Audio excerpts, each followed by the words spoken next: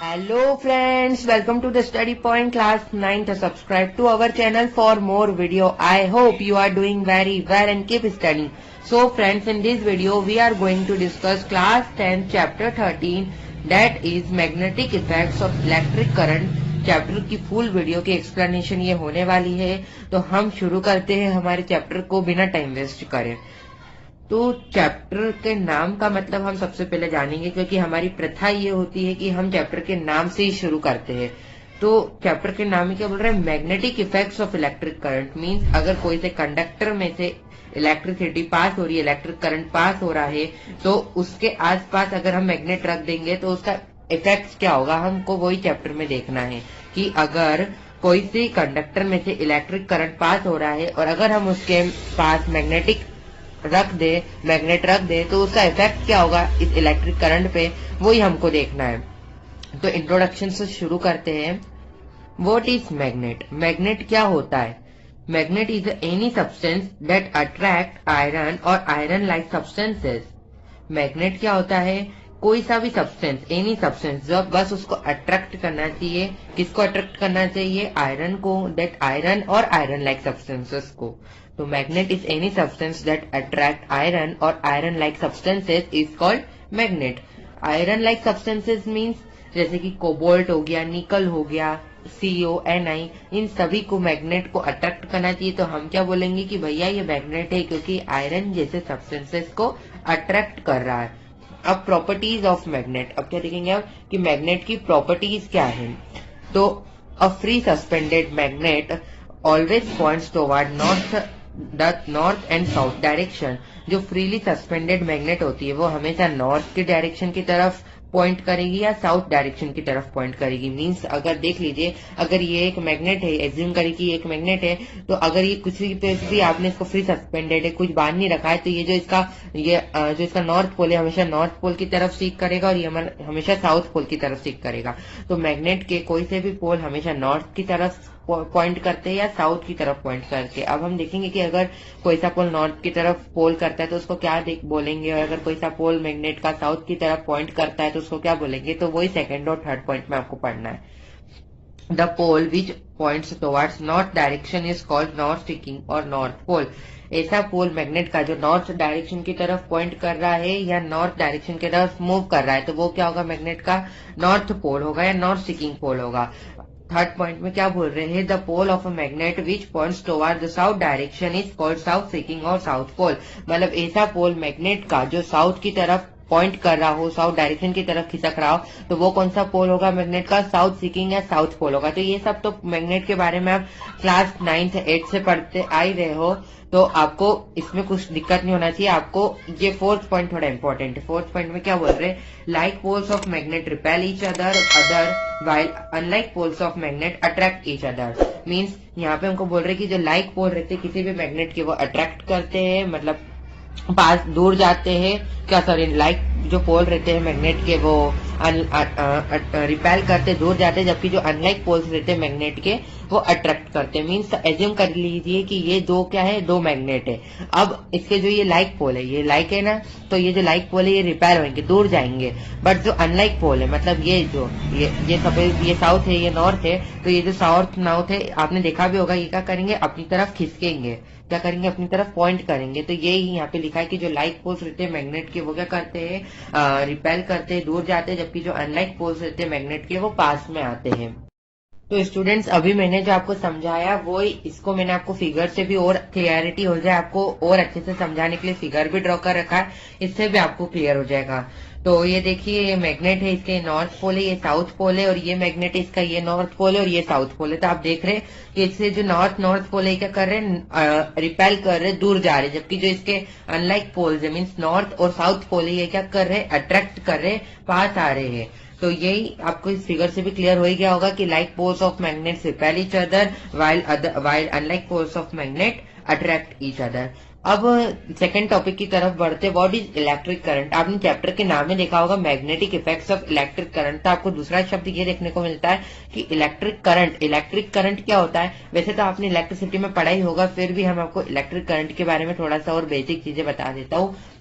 Electric current is defined as the rate of flow of charge. इसका मतलब है कि अगर किसी कंडक्टर में से, सपोज अगर ये कंडक्टर है, वायर, अगर इसमें से इलेक्ट्रिक चार्ज फ्लो कर रहा है, तो इसके बहने का बहाव क्या है, इसका रेट क्या है, तो it is the rate of flow of charge. Electric current क्या होता है, चार्ज का बहाव होना, it is the rate of flow of charge. Charge तो आपको मालूम ही होगा, चार्ज क्या होता है, it is a fundamental property of atom. Charge fundamental property होती है एटम की।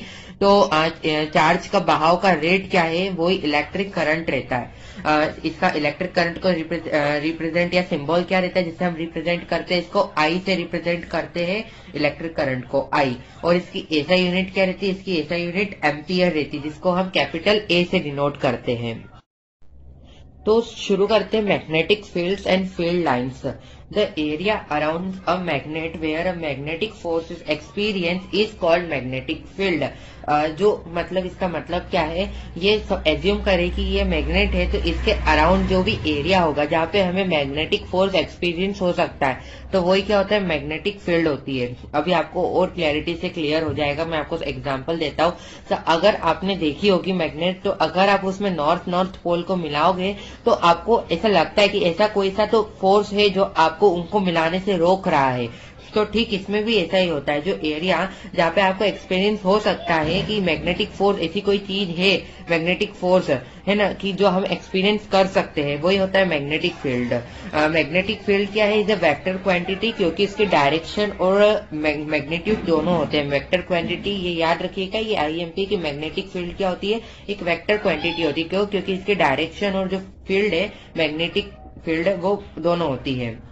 अब यही आपकी एनसीईआरटी बुक में डायग्राम भी देके रखा है, जो मैंने ड्रॉ भी करा हुआ है। ये आपको क्या बता रहा है, ये आपकी मैग्नेट है और ये उसकी फील्ड लाइन है, ये मैग्नेटिक फील्ड लाइन है। अब इतने एरिया में आपको क्या हो सकता है, जो मैग्नेटिक फील्ड्स का, जो भी मैग्नेटिक फोर्स आपको एक्सपीरियंस हो सकता है। मीन्स अगर यहाँ पे मैंने कुछ ऑब्जेक्ट रख दिया, तो अब ये जो ऑब्जेक्ट है, ये मैग्नेट अट्रैक्ट नहीं कर पाएगा। क्यों नहीं कर पाएगा? क्योंकि इसकी मैग्नेटिक फील्ड लाइन से ये यहाँ तक चीजों को अट्रैक्ट कर सकता है ना। ये ऑब्जेक्ट तो बहुत दूर है, बट अगर मैं इसकी मैग्नेटिक फील्ड लाइंस में रख दूंगा, तो ये जो ऑब्जेक्ट है, ये जो साउथ पोल है, इसको अट्रैक्ट कर लेगा।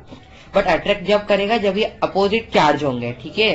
अगर मैग्नेट पे जब अट्रैक्ट करते, जब अपोजिट चार्ज होते हैं, तो आपको मैग्नेटिक फील्ड समझ में आ गया होगा कि जो भी मैग्नेट के अराउंड एरिया होता है जिसमें हमें मैग्नेटिक फील्ड एक्सपीरियंस हो सकता है, कि कोई सा ऐसा फोर्स है जो हमें एक्सपीरियंस हो रहा है, तो वही मैग्नेटिक फील्ड होती है। तो मैंने आपको एग्जाम्पल से भी समझाया कि जब आप नॉर्थ पोल को टच करोगे, मतलब मैग्नेटिक को कोशिश करोगे जोड़ने की, तो वो हो नहीं पाते।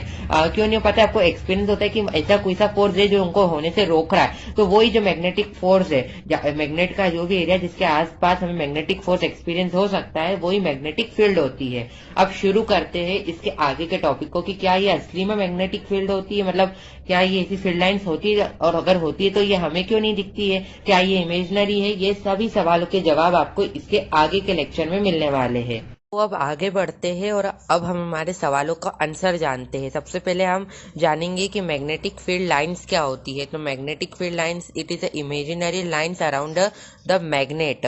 तो इमेजिनरी लाइंस होती है मैग्नेट के अराउंड में, जैसा कि आप इस तस्वीर में देख भी सकते हैं।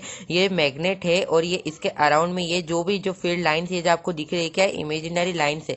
ये कभी भी मैग्नेट के इसमें रियल नहीं होती है, हमने इमेजिन करी रहती है। क्यों करी रहती है? जो ग्राफिकली सबसे पहले तो रिप्रेजेंट करती है मैग्नेटिक फील्ड को, जो भी मैग्नेट के अराउंड में एक्टिंग कर रही होती है। तो मैग्नेटिक फील्ड का मतलब तो अब आप जान ही गए होंगे कि the area around the magnet, जहाँ पे हमें magnetic force of attraction experience हो सकता है, तो वही मैग्नेटिक फील्ड होती है। तो इतने एरिया में हमें मैग्नेटिक फोर्स एक्सपीरियंस हो सकता है। अब अगर सपोज अगर ये कोई ऑब्जेक्ट यहाँ पे रखा है आयरन का, तो ये इस मैग्नेट इसको अट्रैक्ट नहीं कर पाएगी। क्यों नहीं कर पाएगी? क्योंकि ये इसकी मैग्नेटिक फील्ड के बाहर है, इसकी कैपेसिटी इतनी बड़ी नहीं है। बट अगर कोई सा ऑब्जेक्ट इसकी यहाँ पे रखेंगे तो ये अट्रैक्ट कर लेगी, क्योंकि इसकी मैग्नेटिक फील्ड लाइंस में आ गई है। तो इट इज इमेजिनरी लाइंस होती है जो अराउंड, किसके अराउंड में रहती है? मैग्नेट के अराउंड में रहती है, जो ग्राफिकली रिप्रेजेंट करती है मैग्नेटिक फील्ड्स को ही, मैग्नेट के अराउंड में जो एक्टिंग कर रही होती है। अब और आगे बढ़ते हैं और देखते हैं मैग्नेटिक फील्ड्स की प्रॉपर्टीज क्या होती है, मतलब मैग्नेटिक फील्ड लाइंस की प्रॉपर्टी क्या होती है। So properties of magnetic field lines, magnetic field lines की प्रॉपर्टीज क्या रहती है? Outside the magnet the direction of magnetic field lines is taken from north pole to south pole. मतलब magnet के बाहर से, मींस अगर ये मैग्नेट है तो इसके बाहर से जो मैग्नेटिक फील्ड लाइंस की डायरेक्शन होगी वो कैसी रहेगी? सपोज कर लीजिए ये नॉर्थ पोल है, साउथ पोल है, तो नॉर्थ पोल से साउथ पोल रहेगी मैग्नेटिक फील्ड की डायरेक्शन। अभी हम फिगर से देखेंगे तो आपको और क्लियर हो जाएगा। अभी समझिए कि आउटसाइड द मैग्नेट जो मैग्नेटिक फील्ड, मतलब मैग्नेट्स के बाहर से जो मैग्नेटिक फील्ड की डायरेक्शन कैसी रहती है? हमेशा नॉर्थ पोल से साउथ पोल रहती है। इन सिमिलरली जो इनसाइड द मैग्नेट जो डायरेक्शन रहती है मैग्नेटिक फील्ड लाइन की वो कहां से रहती है? टेकन फ्रॉम साउथ पोल से north pole. Means inside the magnet, ये मैग्नेट है इसकी ये साउथ पोल या नॉर्थ पोल, तो मैग्नेट के इनसाइड से इसकी मैग्नेटिक फील्ड की डायरेक्शन कैसी रहेगी? ये साउथ पोल से नॉर्थ पोल रहेगी। दे आर कंटिन्यूस, जो मैग्नेटिक फील्ड लाइंस होती है कंटिन्यूस रहती है और क्लोज कर्व बनाती है। और मैग्नेटिक फील्ड लाइंस क्या रहती है? कभी भी इंटरसेक्ट नहीं करती है आपस में। जो मैग्नेटिक फील्ड लाइन से कभी भी इंटरसेक्ट नहीं करेगी, कंटिन्यूस होती है और क्लोज कर्व बनाती है। और ये है if the field lines are close field, अगर फील्ड लाइंस पास पास में है, मीन्स अगर ये ऐसी फील्ड लाइन से तो मतलब जो मैग्नेटिक फील्ड है, मतलब जो आपका फोर्स ऑफ अट्रैक्शन है वो स्ट्रांग रहेगा। बाकी अगर दूर दूर है, ये ऐसी दूर दूर है मैग्नेटिक फील्ड लाइंस, तो मतलब आपका जो फोर्स है वो क्या रहेगा? वीक रहेगा। आपको ऑब्वियसली बात है अगर मैग्नेटिक फील्ड लाइंस पास पास में होंगी तो अगर आप किसी भी ऑब्जेक्ट को मैग्नेट के बहुत पास में रखोगे तो वो ज्यादा जल्दी अट्रैक्ट हो जाएगा। क्यों? क्योंकि मैग्नेटिक फील्ड लाइंस वहां पे बहुत ज्यादा रहती है। बट अगर आप थोड़ी दूर रखोगे तो थोड़ा टाइम लगेगा, एक लिमिट अमाउंट में दूर रखोगे तो थोड़ा टाइम लगेगा। क्यों? क्योंकि मैग्नेटिक फील्ड लाइंस उससे थोड़ी दूर में रहती है। तो मैंने आपको समझा ही दिया कि अगर ये मैग्नेट है, अगर आप इसके यहाँ ये ऑब्जेक्ट अगर यहाँ पे रखोगे तो जल्दी से अट्रैक्ट हो जाएगा। क्यों हो जाएगा?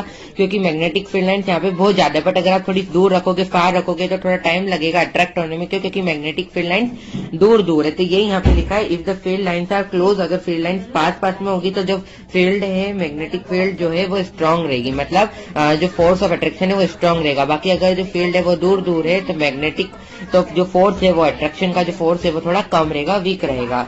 अब मैं आपको यही सारी चीजें डायग्राम से भी बता देता हूँ तो आपको और क्लियर हो जाएगा। तो अब जो हमने properties of magnetic field lines देखी, अब उनको जरा फोटो से भी क्लियर कर लेते हैं। ये फोटो आपकी एनसीईआरटी बुक में गिवन है, पेज नंबर 225 पे। इसमें आप देख सकते हैं ये क्या है? ये मैग्नेट है, ये इसका नॉर्थ पोल है, ये इसका साउथ पोल है। ये जो आपको लाइंस दिख रही है ये क्या है? मैग्नेटिक फील्ड लाइंस है, जहाँ पे ये जो मैग्नेट है ये कोई से भी सब्सटेंसेस को अट्रैक्ट कर सकता है। कोई से भी सब्सटेंसेस मीन्स आयरन जैसे सब्सटेंसेस को अट्रैक्ट कर सकता है। तो हमने पहले फर्स्ट पॉइंट में क्या समझा था कि जो आउटसाइड द मैग्नेट से बाहर से जो मैग्नेटिक फील्ड लाइन की डायरेक्शन रहती है वो कौन सी रहती है? नॉर्थ पोल से साउथ पोल पे रहती है। मतलब ये देख सकते हैं ये जो मैग्नेटिक फील्ड की डायरेक्शन है ये किसी है? नॉर्थ पोल से साउथ पोल है। यहाँ पे भी देखिए ये नॉर्थ पोल से साउथ पोल है। इस यहाँ पे भी देखिए तो ये मैग्नेटिक फील्ड लाइन की डायरेक्शन नॉर्थ पोल से साउथ पोल है, इधर की साइड है। तो मैग्नेटिक फील्ड लाइंस की डायरेक्शन हमेशा outside the magnet north pole से साउथ पोल रहेंगी, जबकि इनसाइड द मैग्नेट, मतलब मैग्नेट के अंदर से बाहर बात करें तो इनसाइड द मैग्नेट जो मैग्नेटिक फील्ड लाइंस की डायरेक्शन होगी वो हमेशा कैसी रहेगी? साउथ पोल से नॉर्थ पोल पे रहेगी। साउथ पोल से कहां से रहेगी? नॉर्थ पोल पे रहेगी। तो इनसाइड द मैग्नेट जो डायरेक्शन रहेगी मैग्नेटिक फील्ड लाइंस की वो कहां से रहेगी? साउथ पोल से नॉर्थ पोल रहेगी। और आउटसाइड द मैग्नेट जो मैग्नेटिक फील्ड लाइंस की डायरेक्शन रहेगी वो नॉर्थ पोल से साउथ पोल रहेगी। फिर हमने पढ़ा था कि ये क्या रहते हैं? कंटिन्यूस रहते हैं और क्लोज कर्व्स बनाते। देखिए कंटिन्यूस है और क्लोज कर्व बना रहे, देखिए कर्व बना रहे गोल गोल। और मैग्नेटिक फील्ड लाइंस कभी भी इंटरसेक्ट नहीं करते। अब आप बोलेंगे यहाँ पे तो इंटरसेक्ट कर रही है, ये इंटरसेक्ट नहीं कर रही है, ये देखिए ये दूर दूर है, ये कभी भी इंटरसेक्ट नहीं करती है। और ये यहाँ पे देखिए ये मैग्नेटिक, ये जो यहाँ पे फोर्स है, जो फील्ड है ये बहुत ज्यादा स्ट्रांग है। यहाँ पे अगर कोई सा सब्सटेंस रखा हुआ होगा तो ये जो मैग्नेट है इसको एकदम से अट्रैक्ट कर लेगी। क्यों कर लेगी? क्योंकि यहाँ पे मैग्नेटिक फील्ड लाइंस बहुत ज्यादा क्लोज में, तो फील्ड मतलब यहाँ पे क्या है? मैग्नेटिक फील्ड स्ट्रांग रहती है। बट अगर इफ द फील्ड लाइंस दूर है, फार है, तो जो फील्ड लाइंस है वो क्या रहेगी? वीक रहेंगी। यहाँ पे वीक लाइन, वो बहुत वीक फील्ड लाइन है। क्योंकि यहाँ पे मैग्नेटिक फील्ड लाइंस बहुत कम है और कंपेयर करें यहाँ से तो यहाँ पे फील्ड लाइंस बहुत ज्यादा है। तो कोई सा सब्सटेंस अगर यहाँ पे रहेगा तो मैग्नेट जो है वो उसको इतनी अच्छे से अट्रैक्ट नहीं कर पाएगी जितना वो पास में अट्रैक्ट कर लेगी। तो ये हमने प्रॉपर्टीज समझी मैग्नेटिक फील्ड लाइंस की। अब सो स्टूडेंट्स, अब हमने properties of magnetic field lines पढ़ ली। अब हम हमारे नेक्स्ट टॉपिक की तरफ बढ़ते हैं जिसका नाम है magnetic field due to current carrying conductor.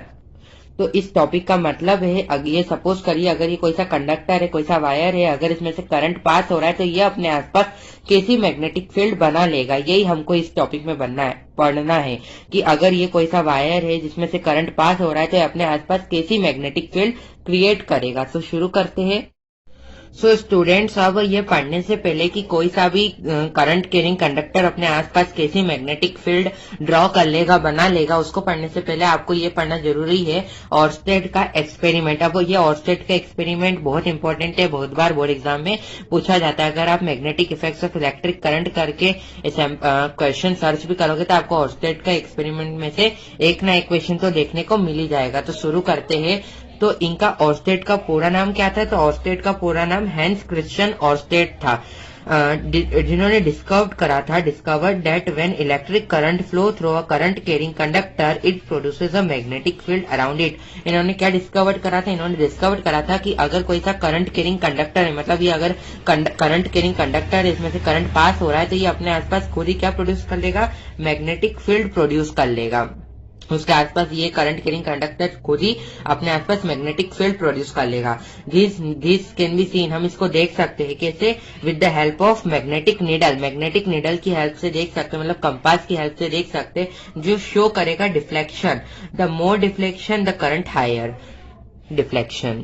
So students, इसका मतलब है कि अगर ये करंट कैरिंग कंडक्टर है और ये अपने पास मैग्नेटिक फील्ड प्रोड्यूस कर रहा है, उन्होंने ऐसा बोला, तो अब हम इसको शो कैसे करेंगे? अभी तो किसी भी बात को अगर शो करना हो तो हमें तो प्रूफ देना पड़ेगा ना उसका। तो हम इसको प्रूफ कैसे देंगे कि अगर कोई सा भी करंट कैरिंग कंडक्टर है, इसमें से अगर इलेक्ट्रिक करंट प्रोड्यूस कर रहा है तो ये अपने आसपास मैग्नेटिक फील्ड क्रिएट कर लेगा। इसको हम शो कर सकते हैं किससे? With the help of needle. Magnetic needle की हेल्प से इन्होंने शो करा, मतलब कंपास की हेल्प से इन्होंने शो करा। मीन्स सपोज कर लीजिए मैग्नेटिक नीडल है, ये मैग्नेटिक नीडल है। तो ये देखिए यहाँ पे मैंने मैग्नेटिक नीडल को रख दिया। एज्यूम करिएगा कि ये मैग्नेटिक नीडल है और ये करंट कैरिंग कंडक्टर है जिसके अंदर से इलेक्ट्रिक करंट फ्लो कर रहा है, और ये इलेक्ट्रिक करंट फ्लो कर रहा है मतलब ये अपने आसपास खुद ही मैग्नेटिक फील्ड बना लेगा।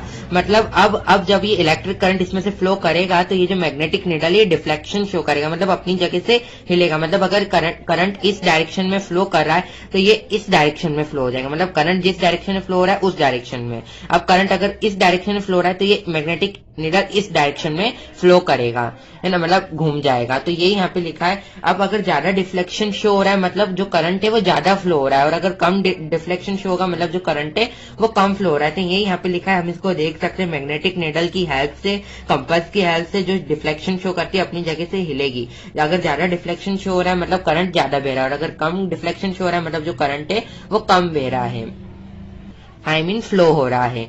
If the direction of a current is reverse, अगर डायरेक्शन जो है करंट की वो रिवर्स है तो डायरेक्शन जो है डिफ्लेक्शन की वो भी रिवर्स हो जाएगी। मतलब बता ही दिया मैंने, अगर जो करंट की डायरेक्शन है वो घूमेगी तो जो डिफ्लेक्शन की डायरेक्शन है, जो कंपास जो नीडल की डायरेक्शन है वो भी अपनी जगह से घूमेगी।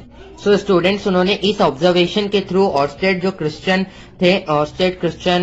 जो थे उन्होंने डिस्कवर करा था कि जो इलेक्ट्रिसिटी और जो मैग्नेटिसिज्म है ये रिलेटेड फिनोमिनॉन है ना। समझ में आ गया होगा कि अगर कोई सा करंट कैरिंग कंडक्टर है तो वो अपने आसपास, इनका लॉ यही कहता है कि if a current carrying conductor जिसमें से करंट पास हो रहा है तो वो प्रोड्यूस कर लेगा अब मैग्नेटिक फील्ड को उसके आसपास में अराउंड इट। और ये हम देख सकते हैं with the help of needle of compass की हेल्प से देख सकते हैं। तो इसी एग्जाम्पल से, इसी प्रूफ से उन्होंने शो कर दिया था कि जो इलेक्ट्रिसिटी और जो मैग्नेटिज्म है ये रिलेटेड फिनोमिनन है, दोनों आपस में रिलेटेड है। तो आपको ये समझ में आ गया होगा, आई होप। सो स्टूडेंट्स, इस वीडियो के लिए इतना ही। अगर आपको ये यहाँ तक का चैप्टर बहुत अच्छे से क्लियर हो गया है तो रुके रहिए, हमारे साथ बने रहिए और हमें को सपोर्ट करते रहिए। इसके आगे का टॉपिक जो है magnetic field due to current through a straight conductor, ये हम आगे के लेक्चर में पढ़ेंगे।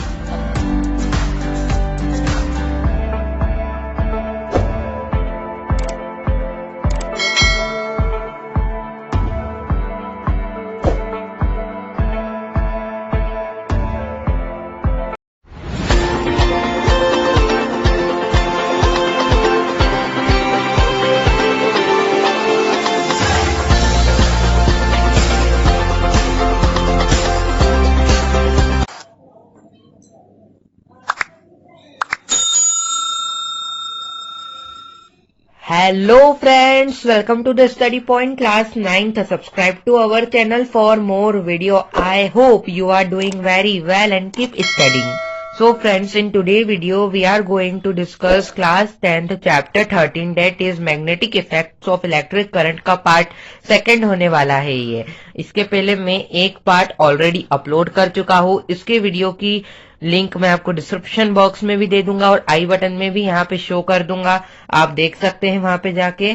हम इस वीडियो में बिना टाइम वेस्ट करे आपके magnetic effects of electric current के पार्ट सेकंड को देखेंगे। पार्ट थर्ड तक अपना ये चैप्टर पूरा फिनिश हो जाएगा।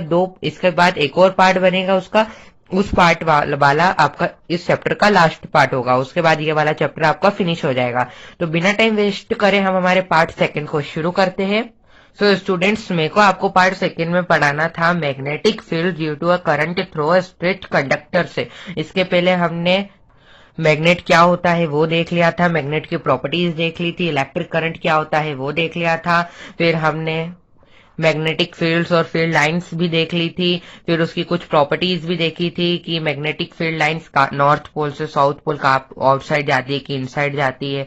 फिर हमने ऑर्स्टेड का एक्सपेरिमेंट भी देख लिया था। अब हमको शुरू करना है magnetic field due to current through a straight conductor topic से। इसका मतलब है कि अगर कोई सा स्ट्रेट कैरिंग कंडक्टर है, सपोज कर लीजिए ये क्या है, स्ट्रेट कैरिंग कंडक्टर है, मींस ये स्ट्रेट वायर है। आप ऐसे सपोज करिएगा कि ये स्ट्रेट वायर है। अब इस स्ट्रेट वायर में से करंट फ्लो हो रहा है तो ये अपने आसपास कैसी मैग्नेटिक फील्ड क्रिएट कर लेगा। अब ये सभी बच्चों को मालूम होना चाहिए कि अपने आसपास मैग्नेटिक फील्ड क्रिएट करेगा। क्यों करेगा? क्योंकि ऑर्स्टेड का एक्सपेरिमेंट ये कहता है ना कि जो इलेक्ट्रिसिटी और जो मैग्नेटिसिज्म है वो रिलेटेड फिनोमिनन है। मीन्स कि अगर किसी कंडक्टर में से इलेक्ट्रिक करंट पास हो रहा है तो वो अपने आसपास खुद ही मैग्नेटिक फील्ड क्रिएट कर लेगा। और यही हमने कैसे देखा था? With the help of needle, magnetic needle की हेल्प से देखा था। खैर वो सब तो आपके पिछले पार्ट में देखा था। इस पार्ट में हमको देखना है कि ये अगर स्ट्रेट कैरिंग कंडक्टर है, इसमें से अगर करंट पास हो रहा है इलेक्ट्रिक करंट, तो ये अपने आसपास किस फॉर्म में मैग्नेटिक फील्ड क्रिएट कर लेगा, मतलब इसका उस मैग्नेटिक फील्ड की शेप क्या होगी। तो वो ही पढ़ना है, शुरू करते हैं। A current carrying straight conductor has a magnetic fields in the form of concentric circle around it। इसका मतलब है कि अगर एक स्ट्रेट कंडक्टर में से करंट पास हो रहा है तो वो अपने आसपास कैसी मैग्नेटिक फील्ड क्रिएट करेगा? इन the form of concentric circle. Concentric circle means circle with same centre, circle with same centre. For example in figure में देखिए तो यहाँ पे 3 सर्कल आपको दिख रहे होंगे। एक ये C1 सर्कल, ये C2 सर्कल और ये C3 सर्कल। अब इन 3 सर्कल में इन तीनों का एक ही सेंटर है with O, with in figure 1 C1 C2 C3 इन तीनों सर्कल्स का सेम ही सेंटर है, डेट इज O।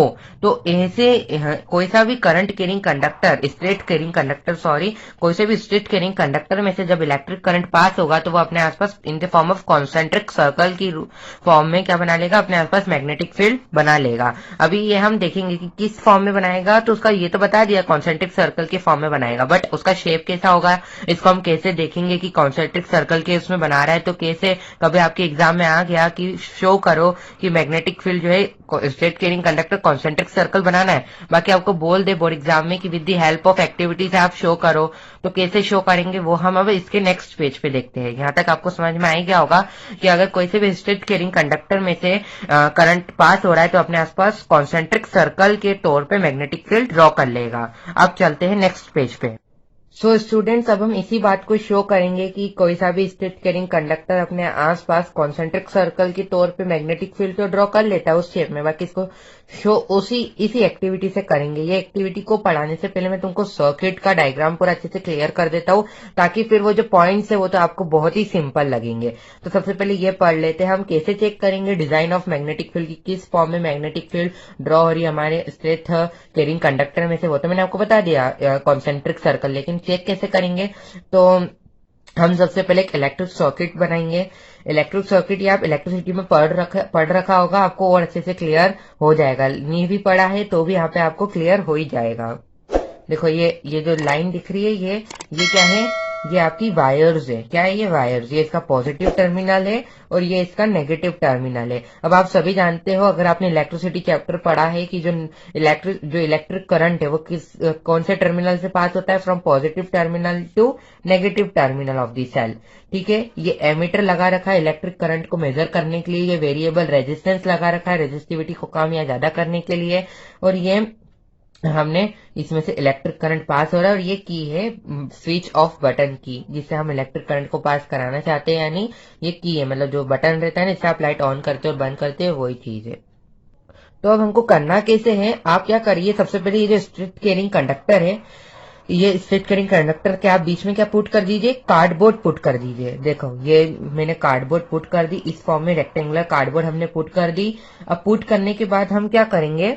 हम इस पे आयरन फिलिंग्स बिखेर देंगे। आयरन फिलिंग्स मीन्स आयरन का पाउडर जो होता है, आयरन का पाउडर हम इस कार्डबोर्ड पे बिखेर देंगे। अब जैसे ही हम इस कार्डबोर्ड पे बिखेरेंगे, हम याद रखना कि इलेक्ट्रिक करंट को ऑन करना चाहिए। ये इलेक्ट्रिक करंट फ्लो हो रहा है, तो जब भी पहले पुट कर देना कार्डबोर्ड, और फिर एक्सपेरिमेंट करना जब इलेक्ट्रिक करंट पास हो, है ना, तो हम इस पे आयरन फिलिंग्स बिखेर देंगे। अब जब अगर इलेक्ट्रिक करंट चालू होगा, मतलब इलेक्ट्रिक करंट इस कंडक्टर में से, इस स्ट्रेट कैरिंग कंडक्टर में से जब फ्लो हो रहा होगा इस इलेक्ट्रिक सर्किट में, तभी जो आयरन फिलिंग से वो कॉन्सेंट्रिक सर्कल के तौर पर शेप पे जम जाएगी। अब कैसे जमेगी? एकदम से इलेक्ट्रिक करंट पास हो रहा है, हमने आयरन फिलिंग बिखेर दी, जब नहीं जमेगी, आपको एक बार टेप करना पड़ेगा। देखिए 1 2, तो ये जो है इलेक्ट्रिक जो आयरन फिलिंग से वो आपकी in the form of concentric circle के तौर पे जम जाएंगी, इसकी शेप में जम जाएंगी। तो ऐसे आपने प्रूव भी कर दिया एक्टिविटी के तौर पे कि आपको मालूम है कि कॉन्सेंट्रिक सर्कल के तौर पे जम रही है आपकी, बट कैसे एक्टिव कौन सी कैसे हम प्रूव भी कर सकते हैं, तो ये सब आपको चीजें करनी पड़ेगी। अब ये अगर आपको बोर्ड एग्जाम में पूछे तो ये लिख के आना, 2 मार्क्स में पूछे तो आप बेसिकली स्टेट कंडक्टर की डेफिनेशन लिख देगा तो चलेगी, बट अगर आपको 5 मार्क्स में लॉन्ग क्वेश्चन में पूछ लिया, मतलब 5 मार्क्स का तो कोई क्वेश्चन आ नहीं रहा है, अगर सेक्शन सी में 4 मार्क्स का ये क्वेश्चन पूछ लिया कि स्टेट कैरिंग कंडक्टर में से कैसी मैग्नेटिक फील्ड बनेगी, तो हमको मालूम है कॉन्सेंट्रिक सर्कल, लेकिन ये एक्टिविटी भी लिख के आएंगे, तो जो एग्जामिनर जो आपकी कॉपी चेक करेगा उसको आपको लगेगा कि उस बच्चे ने पढ़ा है, उसको एक्स्ट्रा चीजें भी मालूम है। लेकिन ज्यादा भी एक्स्ट्रा लिख के मत आना, क्योंकि टाइम कम रहता है।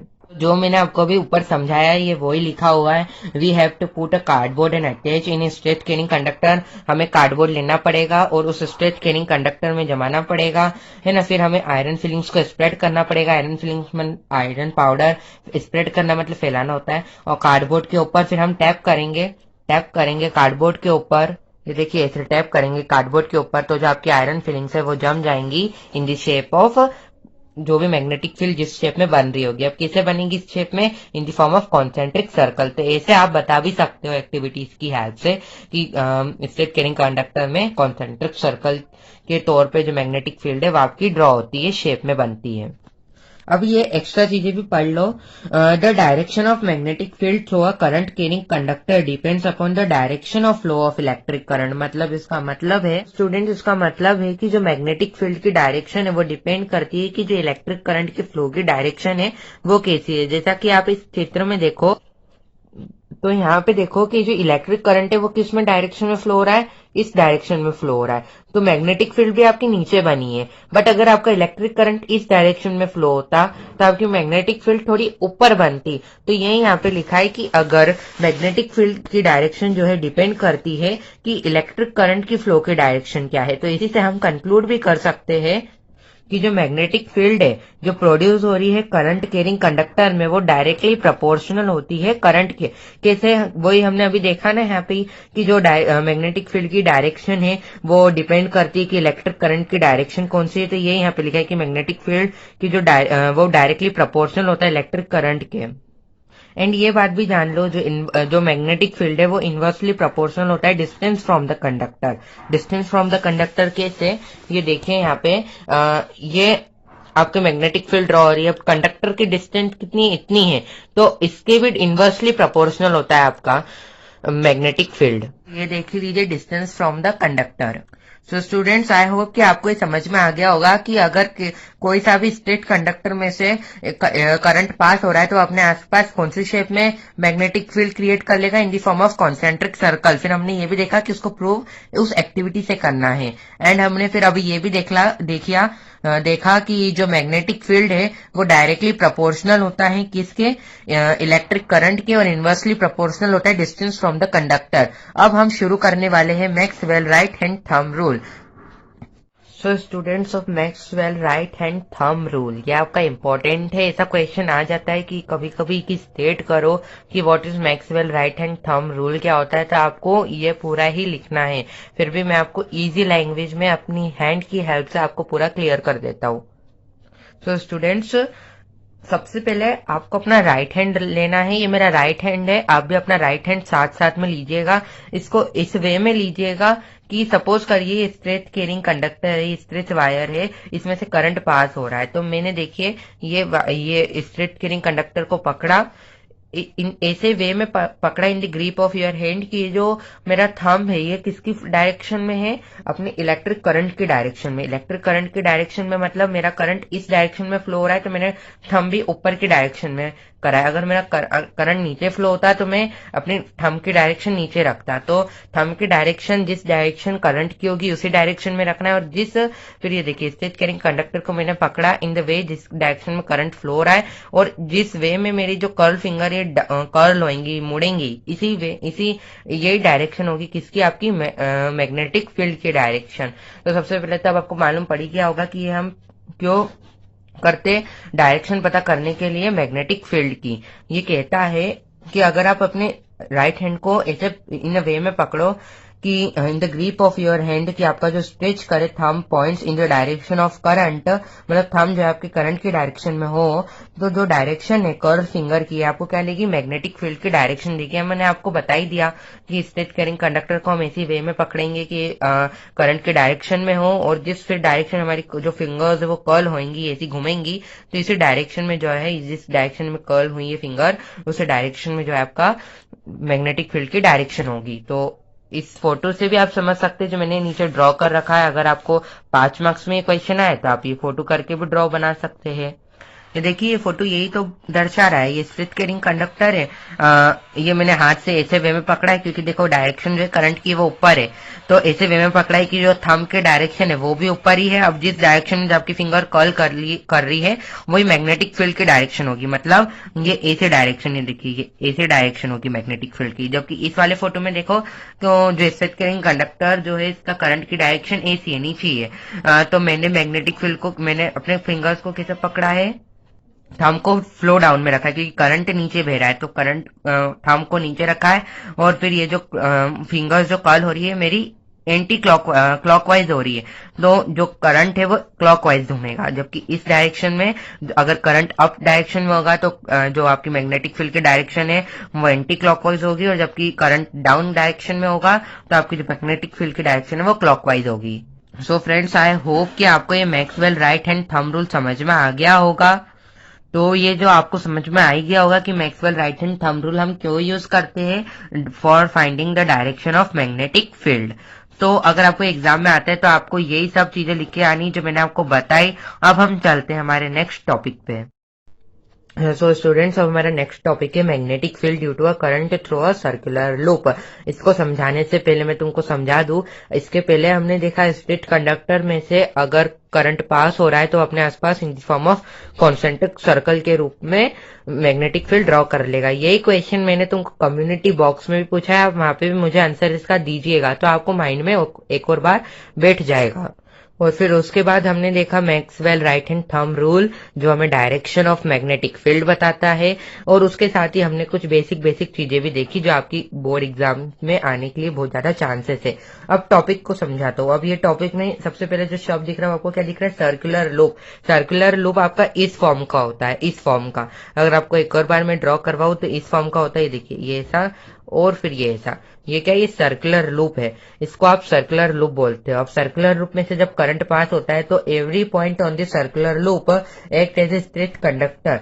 जो भी एवरी पॉइंट जो है सर्कुलर लूप का, इसका हर एक पॉइंट कैसे एक्ट करता है, same as a straight conductor. मतलब स्ट्रेट कंडक्टर में आपकी मैग्नेटिक फील्ड कैसे ड्रॉ हो रही थी, in the form of concentric circle. तो आपकी जो सर्कुलर लूप है इसमें भी जो मैग्नेटिक फील्ड है वो किस फॉर्म में ड्रॉ होगी, in the form of concentric circle. Every point on the circular loop act as a straight conductor. और हमने देखा कि स्ट्रेट कंडक्टर में circular concentric circle magnetic field बन रही थी, मतलब यहाँ पे भी जो है मैग्नेटिक फील्ड ही बनेगी। ये देखिए, ये मैंने डायग्राम की हेल्प से भी आपको समझा रखा है कि ये देखिए, ये सर्कुलर लूप जो आपकी एनसीईआरटी में बुक में डायग्राम देके रखा है, वो वाला भी ड्रॉ कर सकते हो, यही वाला भी ड्रॉ कर सकते हो, एक ही बात है। ये देखिए, ये सर्कुलर लूप है, इसमें से ये इसका पॉजिटिव टर्मिनल है, ये इसका नेगेटिव टर्मिनल है। अब वी नो डेट हम जो इलेक्ट्रिक करंट है वो पॉजिटिव टर्मिनल से नेगेटिव टर्मिनल की तरफ जाता है, तो ये करंट यहाँ से ए से फ्लो करेगा सर्कुलर लूप में, और ए से बाहर निकलेगा। अब बैटरी मैंने अटैच नहीं करी, अब आपको इतना तो मालूम होना चाहिए कि बैटरी अटैच है जब भी तो इलेक्ट्रिक करंट पास हो रहा है ना। अब इलेक्ट्रिक करंट पास हो रहा है तो अपने आसपास किसी मैग्नेटिक फील्ड बनाने का सेम है straight conductor means concentric circle. तो यही मैंने कॉन्सेंट्रिक सर्कल भी बना रखे हैं। अब आपको जो नीचे दिए गए पॉइंट्स है उनको भी मैं आपको यहाँ पे ही समझा देता हूँ, तो आपको वो जो पॉइंट्स है उनको पढ़ने में आपको वो बिल्कुल हलवा लगेगा। देखिए, वो पॉइंट्स कहते हैं जो मैग्नेटिक फील्ड्स है वो उनकी जो कंसंट्रेशन है बहुत ज्यादा स्ट्रांग कहाँ पे होती है, in the periphery of the loop. Periphery of the loop मतलब ये जो इसके आसपास जो भी हिस्सा देख रहे हो ना आप, इसके पूरे आउटसाइड में जो भी हिस्सा है उसके पास जो मैग्नेटिक फील्ड की कंसंट्रेशन वो बहुत ज्यादा रहती, कंसंट्रेशन स्ट्रांग रहती मैग्नेटिक फील्ड है ना। और एंड्स में भी बहुत ज्यादा स्ट्रांग रहती है सर्कुलर लूप की, और पेरिफेरी ऑफ द लूप में भी बहुत ज्यादा स्ट्रांग रहती है मैग्नेटिक फील्ड। फिर जैसे जैसे हम सेंटर की तरफ बढ़ते हैं तो हमें बिल्कुल सेंटर में मैग्नेटिक फील्ड कैसी अपेयर होती है, स्ट्रेट लाइन की तरफ अपेयर होती है पूरी मैग्नेटिक फील्ड्स। तो ये मैंने आपको लिखा भी, magnetic fields of field lines produce, जो करंट कैरिंग कंडक्टर प्रोड्यूस करता है, स्पेसिफिकली यहाँ पे जो सर्कुलर लूप प्रोड्यूस करता है। और हर एक पॉइंट सर्कुलर लूप का इन the form of concentric circle की तरह अब मैग्नेटिक फील्ड ड्रॉ करता है। तो ये वही पॉइंट्स लिखे हैं जो मैंने तुमको समझाया। Magnetic field lines are closer near the conductor which means magnetic field is stronger near the periphery of the loop. Magnetic field पास में होगी, मतलब जो कंडक्टर की जो मैग्नेटिक फील्ड है वो स्ट्रॉन्ग है, और ये कहाँ पे रहती है, near the periphery of the loop. Periphery of the loop मतलब ये देखिए इस डायग्राम में इसके आसपास जो भी ये जो दिख रहा है ये पेरिफेरी ऑफ द लूप है, इसके आउटसाइड में, ये जो पूरा आउटसाइड है। और एंड्स में भी बहुत ज्यादा स्ट्रॉन्ग रहती है। कभी बोर्ड एग्जाम में कहाँ पे ज्यादा रहती है, तो पेरिफेरी ऑफ द लूप में तो रहती है स्ट्रॉन्ग, लेकिन end of the circular loop में भी मैग्नेटिक फील्ड बहुत ज्यादा स्ट्रॉन्ग रहती है। आप यहाँ पे लिख भी सकते हो, magnetic field lines move away each other as towards the centre on the circular carrying loop. तो यही मैंने तुमको बता ही दिया कि जैसे जैसे हम सेंटर की तरफ जाएंगे जो मैग्नेटिक फील्ड एक टाइम पे हमें पूरी स्ट्रेट दिखने लगेगी। मैग्नेटिक फील्ड अपीयर कैसी होगी, पूरी स्ट्रेट अपीयर होगी। और जो मैग्नेटिक फील्ड से बेटा दूर दूर होती जाती है, जैसे जैसे हम सर्कुलर लूप में दूर जाते जाते हैं, ऊपर की तरफ जाते हैं, तो मैग्नेटिक फील्ड दूर होती जाती है और एक समय पे मतलब बीच में स्ट्रेट हो जाती है मैग्नेटिक फील्ड्स। तो यही वो पॉइंट यहाँ पे लिखा हुआ है, आप नोट भी कर सकते हो। स्टूडेंट्स, अब हमने सर्कुलर लूप भी देख लिया कि अगर सर्कुलर लूप में से करंट पास होएगा तो वह अपने आसपास स्ट्रेट कंडक्टर की तरह ही मैग्नेटिक फील्ड ड्रॉ कर लेगा, मतलब कॉन्सेंट्रिक सर्कल की तरह ही हर एक पॉइंट उसका एक्ट करता है। अब हमारा नेक्स्ट है magnetic field due to current in a solenoid, मतलब अगर सोलेनॉइड में से करंट जो है पास करेगा तो उसमें मैग्नेटिक फील्ड किस शेप में बनेगी। अब ये इंपॉर्टेंट टॉपिक है, इसी से आपको इलेक्ट्रोमैग्नेट और ये समझ में आएगा। अगर आपने ये समझ लिया तो आपको इलेक्ट्रोमैग्नेट ये सब कॉइल ये सब आपको समझ में आई जाएगी। तो देखिए, सोलेनॉइड के साथ फिगर रहता है, बेसिकली इस टाइप का फिगर रहता है। अ coil of many circular turns insulated by copper wire wrapped closely in the shape of cylinder is called solenoid. एक ऐसी कॉइल जिसमें बहुत सारे सर्कुलर टर्न्स हो, वो सर्कुलर टर्न्स किसके हो, कॉपर वायर के, और हमने उसको wrapped कर रखा हो, क्लोज कर रखा हो सिलेंडर के टाइप शेप से, तो वही आपका सोलेनॉइड फिगर होता है। जैसे कि इस फिगर में देखिए, थोड़ा रफली फिगर है लेकिन फिर भी आपको समझ में आ ही जाएगा, मैं होप करता हूँ। ये मैंने कॉइल बना रखी, इसके अंदर बहुत सारे सर्कुलर टर्न्स और मैंने इसको सिलेंडर जैसे शेप से क्लोज कर रखा है, तो ये सोलेनॉइड फिगर है। तो आई होप कि आपको सोलेनॉइड समझ में आ गया होगा। ऐसी कॉइल जिसमें बहुत सारे सर्कुलर टर्न्स हो, जिसको हमने कॉपर वायर के टर्न्स हो, जिसको हमने रैप्ड कर रखा हो, बंद कर रखा हो सिलेंडर की टाइप शेप से, तो वही सोलेनॉइड कहलाता है।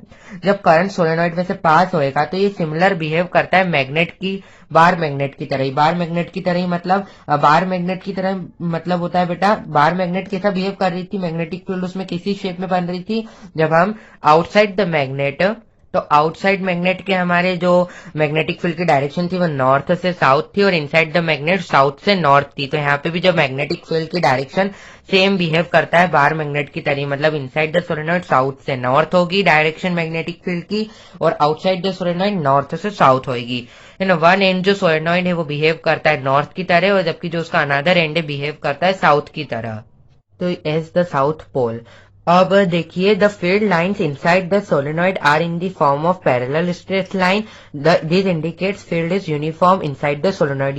ये वाली जो पॉइंट है ये मैं आपको बुक के फिगर से एक्सप्लेन करता हूं। तो चलिए बुक के फिगर के पास चलते हैं।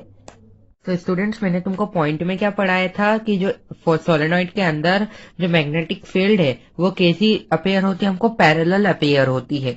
ये देखिए ये सोलेनॉइड है, ये सोलेनॉइड के ये अंदर ये देखिए जो मैग्नेटिक फील्ड है ये कैसी हो रही है, आपकी पैरेलल अपीयर हो रही है पैरेलल, और ये हमको इंडिकेट करती है कि जो फील्ड लाइन है ये आपकी क्या है, यूनिफॉर्म है inside the solenoid.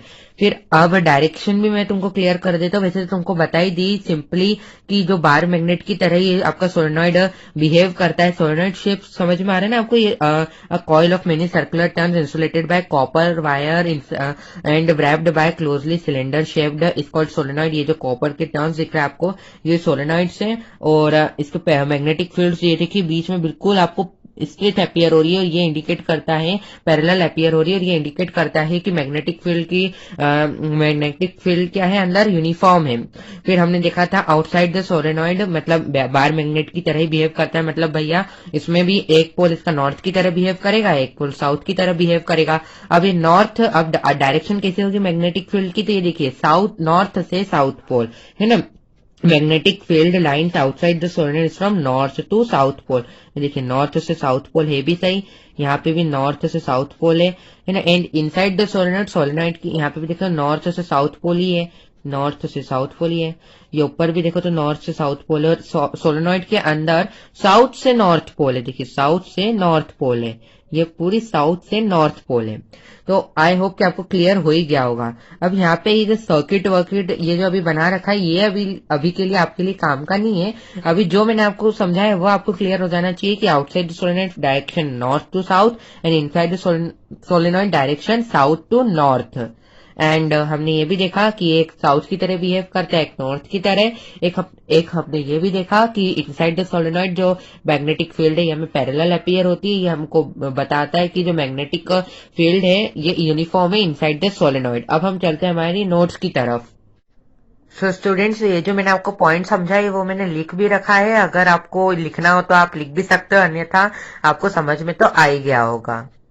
So students आज की वीडियो के लिए इतना ही। अगर वीडियो की लेंथ ज्यादा हो जाती है तो आप देखते नहीं हैं, इसके लिए इतनी ही सही है हमारी वीडियो की length.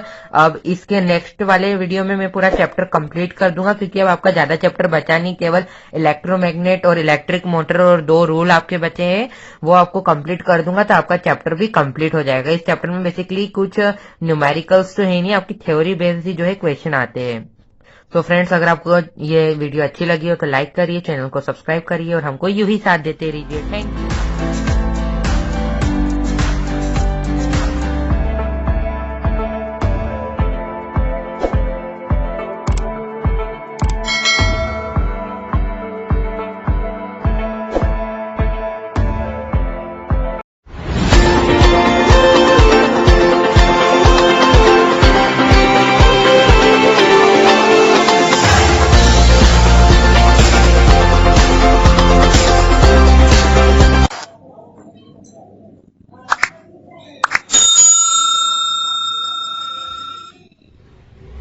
Hello friends, welcome to the study point class 9th. Subscribe to our channel for more video. I hope you are doing very well and keep studying. So friends, in this video we are going to discuss class 10th chapter 13 that is magnetic effects of electric current का part 3 discuss करने वाले हैं। Part 1 and 2 पहले ही upload हो चुका है, उसके video की लिंक आप डिस्क्रिप्शन बॉक्स या आई बटन में चेक कर सकते हैं, मैं आपको वहां पे उसकी लिंक डाल दूंगा। तो इस वीडियो में हम पार्ट 3 को कंटिन्यू करेंगे और मैं आपको सजेस्ट करना चाहूंगा, अगर आपने पार्ट 1 एंड पार्ट 2 नहीं देखा है तो पहले वो देखिए, जब भी आप पार्ट 3 पे आइएगा, क्योंकि पार्ट 1 एंड पार्ट 2 नहीं देखोगे तो पार्ट 3 समझ में नहीं आएगा। सो शुरू करते हैं पार्ट 3 को। पार्ट 3 को करने से पहले हम थोड़ा क्विक रिवीजन कर लेते हैं। हमने पार्ट 1 में देखा था कि मैग्नेटिक क्या होता है, मैग्नेट क्या होता है, इलेक्ट्रिक करंट क्या होता है, मैग्नेटिक फील्ड की प्रॉपर्टीज क्या होती है, मैग्नेटिक फील्ड और फील्ड लाइंस क्या होती है।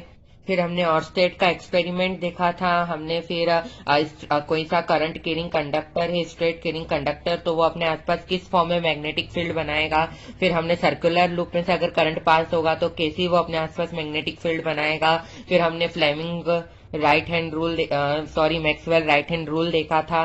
सो अब हम पढ़ने वाले हैं व्हाट इज इलेक्ट्रोमैग्नेट। ये हमारा पार्ट 3 का फर्स्ट टॉपिक है जो अब आपका शुरू हो रहा है। तो शुरू करते हैं हम हमारे पार्ट 3 के टॉपिक को। इसके पहले के टॉपिक्स आप सभी को आई होप कि क्लियर हो गए होंगे। सो शुरू करते हैं पार्ट 3 को। सो स्टूडेंट्स, पार्ट 3 है व्हाट इज इलेक्ट्रोमैग्नेट। इलेक्ट्रोमैग्नेट क्या होती है। सो इलेक्ट्रोमैग्नेट, सबसे पहले तो मैं तुमको बता दूं, इलेक्ट्रोमैग्नेट ये थोड़ा इंपॉर्टेंट टॉपिक है क्योंकि पार्ट 3 आपका पूरा ही इंपॉर्टेंट होने वाला है। पार्ट 2 और पार्ट 1 से ज्यादा इंपॉर्टेंट आपका पार्ट 3 होने वाला है, क्योंकि इससे ही प्रैक्टिकल बेस्ड और थ्योरी बेस्ड आपके क्वेश्चंस बनते हैं एग्जाम में। So what is electromagnet. Electromagnet एक टेम्पररी मैग्नेट होता है। अब मैंने टेम्पररी मैग्नेट क्यों बोला है, क्योंकि इसमें हम मैग्नेट का यूज नहीं करते, हम एक सिंपली आयरन के पीस को करंट पास करवा के वो मैग्नेट जैसा बिहेव करने लगता है। कैसे, अब जरा यहाँ पे देखो, a magnet that consist of a piece of iron और steel surrounded by coil. Coil कौन सी, of many circular turns of insulated copper wire is known as electromagnet. मतलब यहाँ पे हमसे क्या बोला है, एक ऐसी मैग्नेट जिसमें एक पीस ऑफ आयरन हो या स्टील हो जिसको हमने सराउंडेड ऑफ कॉइल, मतलब कॉइल के वायर से, कॉपर वायर से फोल्ड कर रखा हो। जैसे कि सपोज करिए आयरन है या स्टील है, हमने इसको बाउंड कर रखा है, लपटा हुआ है कॉपर के वायर से, तो अब ये क्या है, इलेक्ट्रोमैग्नेट। अब इलेक्ट्रोमैग्नेट कैसे, आप बोलोगे सर ये तो कुछ इलेक्ट्रोमैग्नेट तो है ही नहीं, कुछ मैग्नेट जैसा तो करे नहीं, करेगी जब आप इसमें से इलेक्ट्रिक करंट पास कराओगे, जब करेगी। देखो क्या लिखा है नीचे, when electric current is pass through the coil the metal, और जो आयरन और स्टील है ये मैग्नेटिक बन जाएगा। मतलब जब इसमें से करंट पास होएगा तो आपका क्या बन जाएगा, मैग्नेट बन जाएगी। इसी को हम इलेक्ट्रोमैग्नेट बोलते हैं। इसको टेम्पररी मैग्नेट भी बोलते हैं। क्यों, क्योंकि जब सिंपली आपने इसको आयरन और कॉइल से लपेटा हुआ है, जब मैग्नेट की तरह बिहेव नहीं कर रही, जब आप इसमें से करंट पास करवा रहे हो जब ही बह रही है। इसके लिए आप इसको टेम्पररी मैग्नेट भी बोलते हो। मैं आपको इसको फिगर से भी एक्सप्लेन कर देता हूँ ताकि आपको और अच्छे से क्लियर हो जाए। सो फ्रेंड्स, इस फिगर में देखो, ये फिगर आपकी एनसीईआरटी के पेज नंबर 229 पे गिवन है। सो ये आपके इलेक्ट्रोमैग्नेट का ही फिगर है। तो देखिए ये आयरन है, आयरन का पीस है, ये जो आप देख रहे हो ये आयरन है, ये आयरन का पीस है। अब फिर इस पे हमने कॉइल लपेट रखी, जैसा कि मैंने आपको बताया, many circular turns of insulated copper wire. ये जो है ये सब कॉपर के वायर्स है, ये देखिए ये सब कॉपर के वायर है। यहाँ पे क्या कर रखा है, इन सबको इसके बाउंड कर रखा है, लपेट रखा है। फिर हमसे क्या बोला है, हमने फिर यहाँ पे इलेक्ट्रिक सर्किट बना रखा है। इलेक्ट्रिक इसको इसमें करंट पास करवाने के लिए, करंट पास करवाएंगे जब भी तो मैग्नेट की तरह बिहेव करेगी। तो ये पीस ऑफ आयरन है, ये कॉइल इसके ऊपर लपटी हुई है और इसको हमने एक इलेक्ट्रिक करंट के वायर से, इसको आप बोल सकते इलेक्ट्रिक सर्किट से जोड़ रखा है। यहाँ पे की है, ये इसकी बैटरी है, ये इसका पॉजिटिव टर्मिनल, ये इसका नेगेटिव टर्मिनल। अब जब हम इसमें से करंट पास करवा रहे तो ये देखो करंट यहाँ से जा रहा है, फिर यहाँ पे जा रहा है, फिर इस कॉइल में देखिए यहाँ से सब कॉइल में से ऐसा फ्लो हो रहा है। ये यहाँ पे ऐसा फ्लो हुआ है, यहाँ पे ऐसा फ्लो हुआ है, यहाँ पे, फिर यहाँ से ऐसा निकल रहा है और फिर यहाँ पे ऐसा जा रहा है।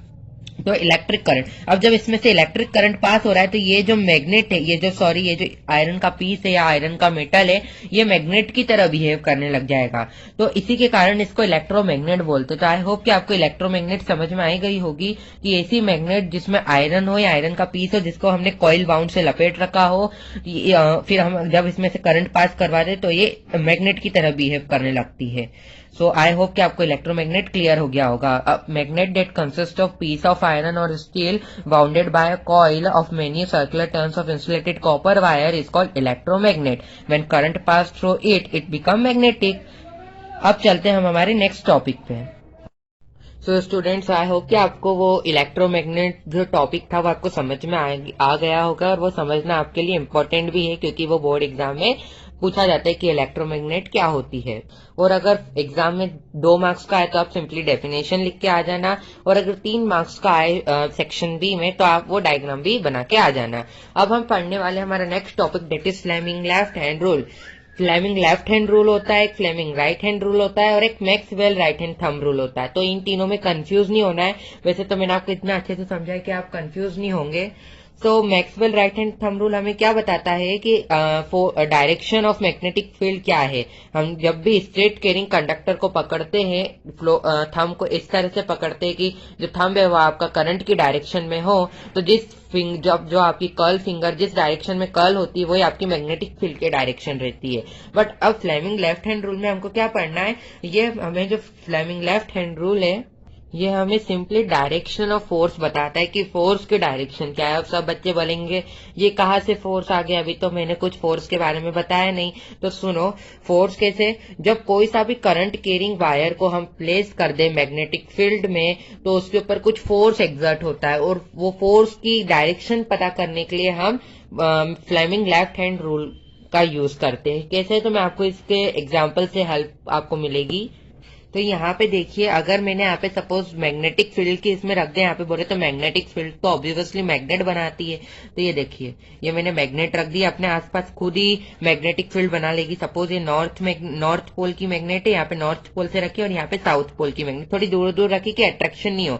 इसके बीच में मैंने सपोज रख दीजिए वायर रख दिया छोटा सा, ये ऐसा वायर रख दिया है ना, ये वायर। अब इसमें से अगर मैं करंट पास कर रहा हूँ, करंट इलेक्ट्रिक करंट सर्किट में से पास करवा रहा हूँ, तो इसके ऊपर कुछ फोर्स एग्जर्ट होता है। अब इसके ऊपर इसी फोर्स की डायरेक्शन पता करने के लिए कि इस फोर्स कौन से डायरेक्शन में एग्जर्ट हो रहा है, इसी फोर्स की डायरेक्शन पता करने के लिए आप किसका यूज करते हो, फ्लेमिंग लेफ्ट हैंड रूल का यूज करते हो। तो व्हेन करंट कैरिंग कंडक्टर को जब हम प्लेस कर देते हैं मैग्नेटिक फील्ड में तो उसके ऊपर कुछ फोर्स एग्जर्ट होता है और जो उसको हिलाता है, विच मेक्स मूव इट। वैसे तो आप इसको इलेक्ट्रिक मोटर के टॉपिक में अच्छे से पढ़ोगे, फिर भी अभी आपका बेसिक मैंने बता दिया है ना। तो फ्लेमिंग लेफ्ट हैंड रूल हमें सिंपली डायरेक्शन ऑफ फोर्स बताता है जो उस करंट कैरिंग वायर पे एक्ट कर रहा होता है। तो शुरू करते हैं फ्लेमिंग लेफ्ट हैंड रूल को।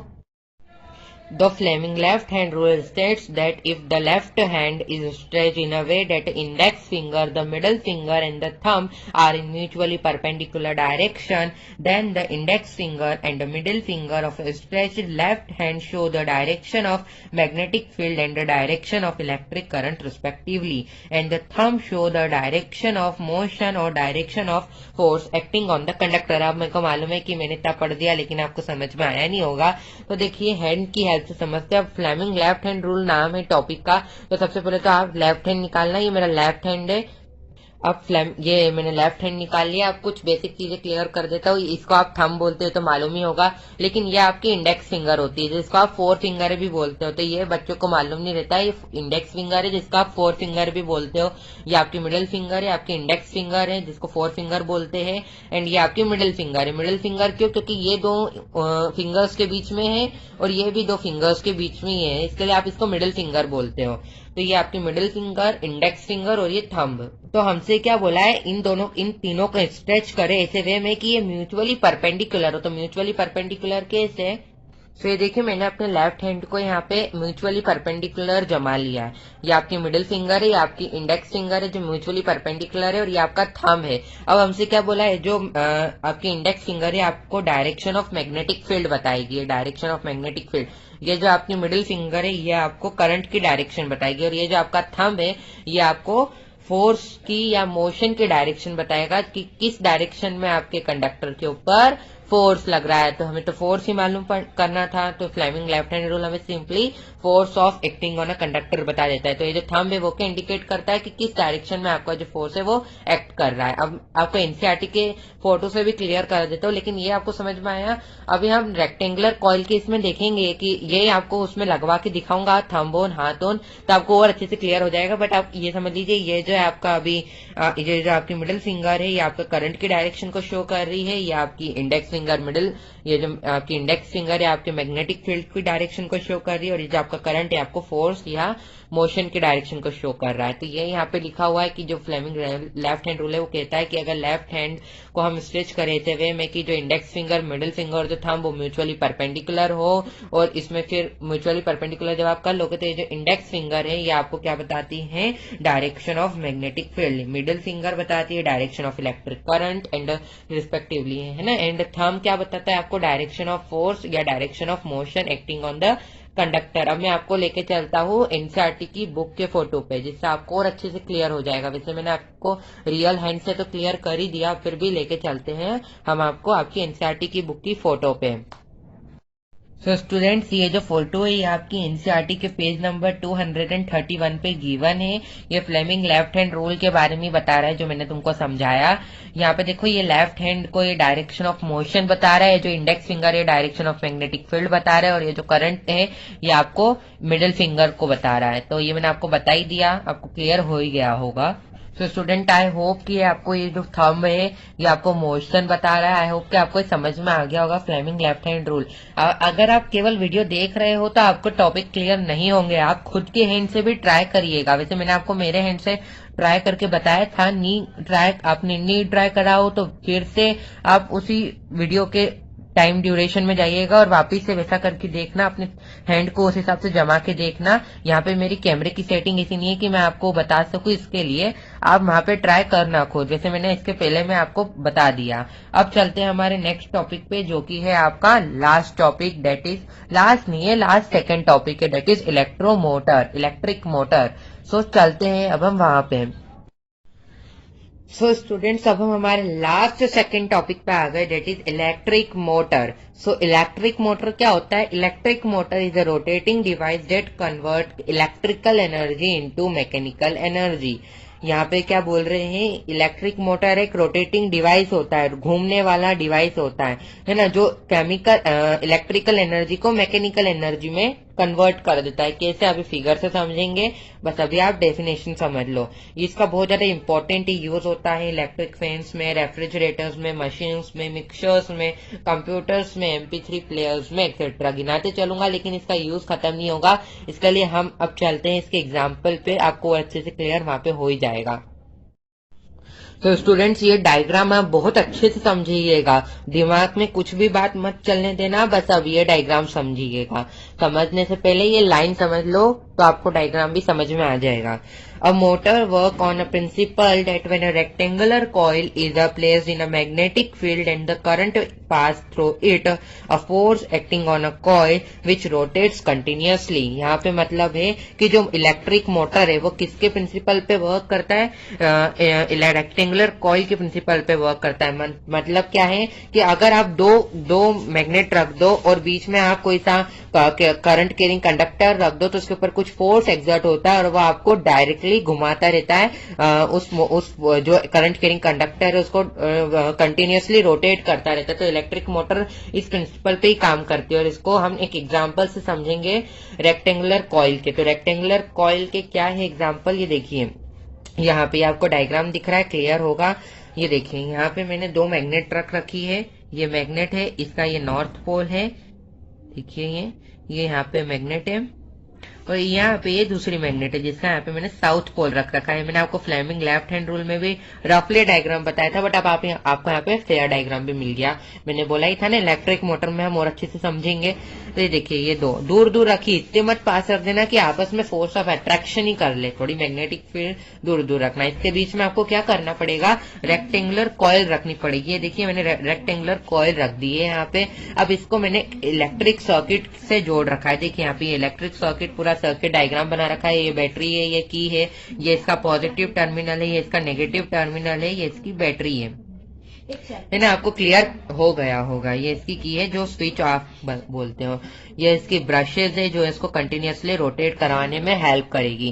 मैंने यहाँ पे रेक्टेंगुलर कॉइल रख दी है, ये सिल्वर की रख दो, कोई सी भी रख दो, आपको तो बस ये देखना है कि कैसे रोटेट होती है। तो जब देखिए अब मैंने इसमें से करंट पास करवाया, we know that current passing from positive terminal to negative terminal. यहाँ पे देखो ये करंट यहाँ से पास हो रहा है, ये यहाँ पे गया, यहाँ पे गया, यहाँ पे, यहाँ पे, यहाँ पे, यहाँ पे, यहाँ पे, यहाँ से और फिर वापस कंटिन्यूअसली हो ही रहा है।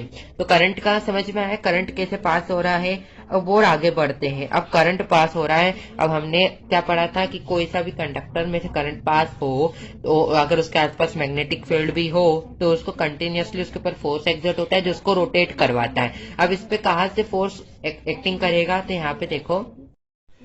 सो स्टूडेंट्स, जो हमने अभी फ्लेमिंग लेफ्ट हैंड रूल पढ़ा था वही अब हम यहाँ पे अप्लाई करने वाले हैं। कैसे, देखो करंट की डायरेक्शन किस में है, यहाँ पे डायरेक्शन में। फ्लेमिंग लेफ्ट हैंड रूल लगाएंगे, लेफ्ट हैंड म्यूचुअली परपेंडिकुलर करेंगे, ये इंडेक्स फिंगर, ये मिडिल फिंगर और ये thumb.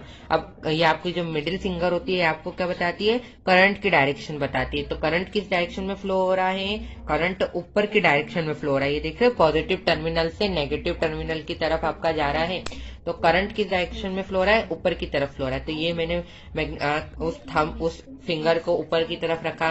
Magnetic field mutually perpendicular बोला है ना, तो ये देखिए यहाँ पे ये म्यूचुअली परपेंडिकुलर। इंडेक्स फिंगर आपको मैग्नेटिक फील्ड बताती है और ये जो थंब है, थंब आपको किधर जा रहा है, इधर जा रहा है। तो थंब क्या बताता है आपको, force acting on a conductor. Force किस डायरेक्शन में एक्ट कर रहा है, आपका इस डायरेक्शन में एक्ट कर रहा है। और आपका जो मैग्नेटिक फील्ड की डायरेक्शन है वो एसी है और आपकी करंट की डायरेक्शन एसी है। मतलब आपकी करंट मैग्नेटिक फील्ड तो आपका इसी डायरेक्शन में फ्लो कर रहा है। और हम जानते भी है, हमने पढ़ा भी था कि आउटसाइड द मैग्नेट हमेशा मैग्नेटिक फील्ड की डायरेक्शन नॉर्थ से साउथ ही होती है। तो यहाँ पे ये भी प्रूव हो गई, मैग्नेटिक फील्ड की डायरेक्शन नॉर्थ से साउथ। और फोर्स कैसा हमारा एक्टिंग कर रहा था, फोर्स इस डायरेक्शन में एक्टिंग हो रहा है। ये देखो, ये करंट, ये मैग्नेटिक फील्ड और ये देखो फोर्स, ये यहाँ पे लग रहा है। यहाँ पे बोल दो या यहाँ पे बोल दो, एक ही बात है, नीचे की साइड फोर्स लग रहा है। अब जरा देखो, मैग्नेटिक फील्ड की डायरेक्शन वही है, मैग्नेटिक फील्ड की डायरेक्शन वही है, मैग्नेटिक फील्ड की डायरेक्शन वही है। करंट अब इस डायरेक्शन में फ्लो कर रहा है, नीचे की तरफ। तो करंट की डायरेक्शन अब ऐसी है। तो यहाँ पे भी अब हम फ्लेमिंग लेफ्ट हैंड रूल लगाएंगे। सो स्टूडेंट्स, अब हमारा जो करंट है वो नीचे फ्लो हो रहा है। अब यहाँ पे फ्लेमिंग लेफ्ट हैंड रूल लगाएंगे। ये हमारे यहाँ करंट की डायरेक्शन बताती है मिडिल फिंगर। तो अब इसको एसी यहाँ पे पुट करेंगे और यहाँ पे ये म्यूचुअली परपेंडिकुलर, मतलब मैग्नेटिक फील्ड की डायरेक्शन अभी भी नॉर्थ से साउथ ही है। लेकिन देखो आपको थंब ऊपर नहीं दिख रहा होगा, यहाँ पे थंब हमारा ऊपर की साइड लग रहा है। देखो यहाँ पे मैग्नेटिक फील्ड की डायरेक्शन, यहाँ पे थंब और ये यहाँ पे हमारा ऊपर की साइड अंगूठा आ रहा है। मतलब हमारा अंगूठा फोर्स को बताता है, मतलब force acting on a conductor अब ऊपर है, ये यहाँ पे साइड आ रहा है। ये फोर्स ये ऊपर लग रहा है। तो अब आप खुद ही सोचो, अगर एक जगह से फोर्स देखिए यहाँ पे समझिए ये वही रेक्टेंगुलर कॉइल है।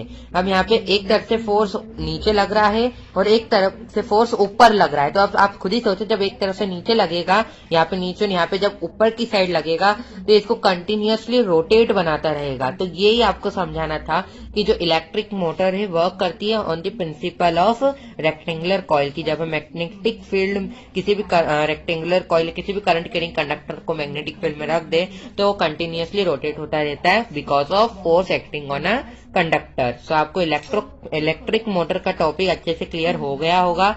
नहीं भी हुआ है तो आपको हो जाना चाहिए। अब मैं आपको एक बार रफली आपकी एनसीईआरटी बुक का डायग्राम भी क्लियर कर देता हूँ। तो स्टूडेंट्स, ये फोटो आपको आपकी एनसीईआरटी बुक के पेज नंबर 232 पे मिल जाएगा।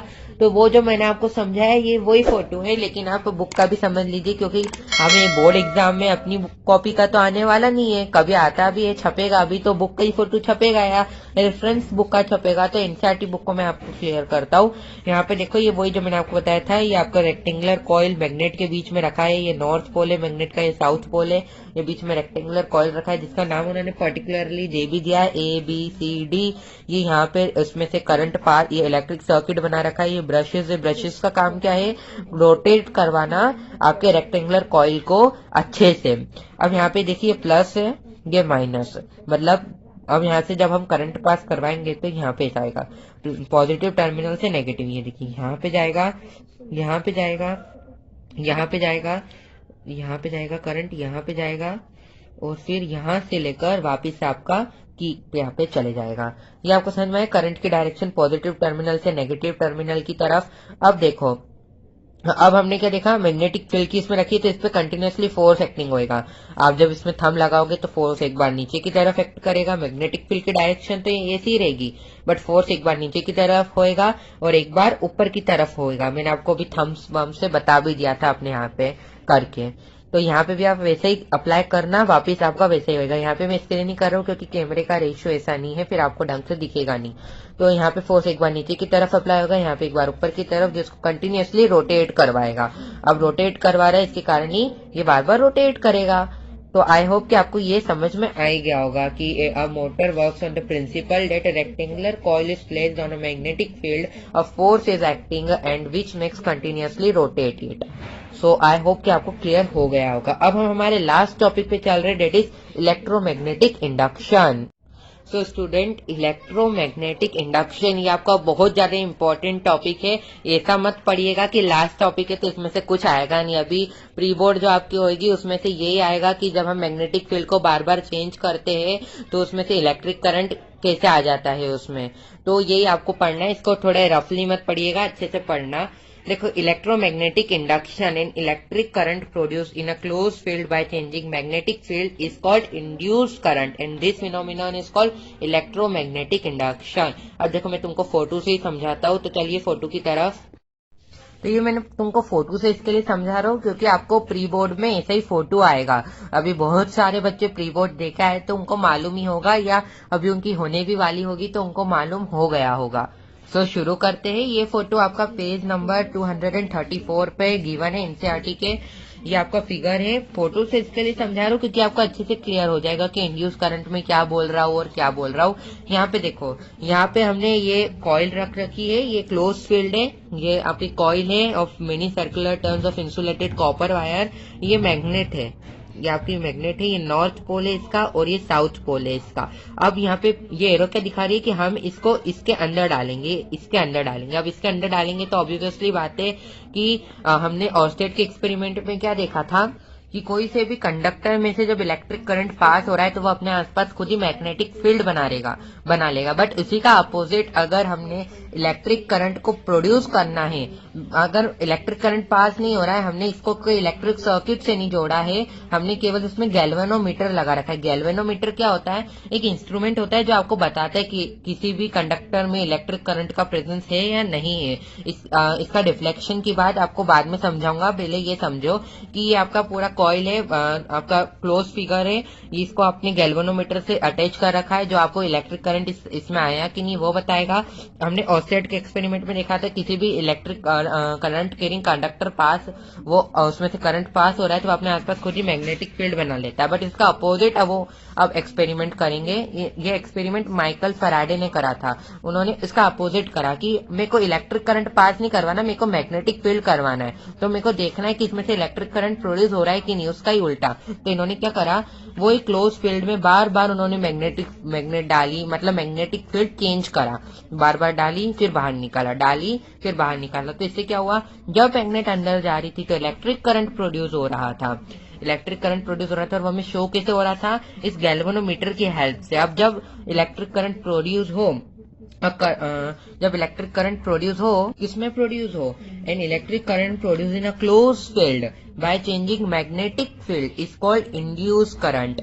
तो जब इलेक्ट्रिक करंट प्रोड्यूस हो किसी भी क्लोज फील्ड में, कैसे प्रोड्यूस हो, बाय चेंजिंग मैग्नेटिक फील्ड, उसकी मैग्नेटिक फील्ड चेंज करके। कैसे, एक बार मैग्नेट अंदर डाली फिर एक बार मैग्नेट बाहर निकाली डाली निकाली डाली, तो इलेक्ट्रिक करंट प्रोड्यूस हो रहा है, बंद हो रहा है इलेक्ट्रिक करंट प्रोड्यूस। तो इलेक्ट्रिक करंट जब प्रोड्यूस हो किसी भी क्लोज फील्ड में बाय चेंजिंग मैग्नेटिक फील्ड, उसको हम इंड्यूस करंट बोलते हैं।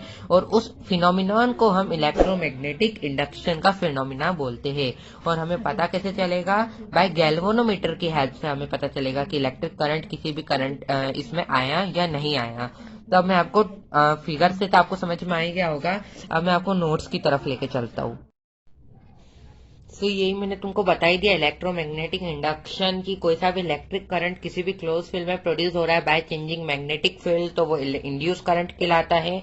और उस फिनोमिनन को इलेक्ट्रोमैग्नेटिक इंडक्शन बोलते हैं। जैसे कि ऑर्स्टेड के एक्सपेरिमेंट में ऑर्स्टेड ने क्या बताया था कि किसी भी इलेक्ट्रिक करंट प्रोड्यूस हो रहा है करंट कैरिंग कंडक्टर में, तो अपने आसपास मैग्नेटिक फील्ड क्रिएट कर लेगा। इसी का उल्टा जो है, ये एक्सपेरिमेंट में हमने देखा कि इलेक्ट्रिक करंट हम प्रोड्यूस नहीं करा रहे हैं, हम मैग्नेटिक फील्ड बार बार चेंज कर रहे हैं, तो उस क्लोज फील्ड में करंट प्रोड्यूस हो रहा है। सो इसको फर्स्ट डिस्कवर्ड किसने करा था, बाय माइकल फैराडे। एक मार्क्स में अगर आपकी ऑब्जेक्टिव होती भी है, वैसे होएगी नहीं, अगर आपकी प्रैक्टिकल होते और कभी मैम पूछ ले तो माइकल फैराडे बोलना। कब हुआ था डिस्कवर्ड, 1831 में हुआ था।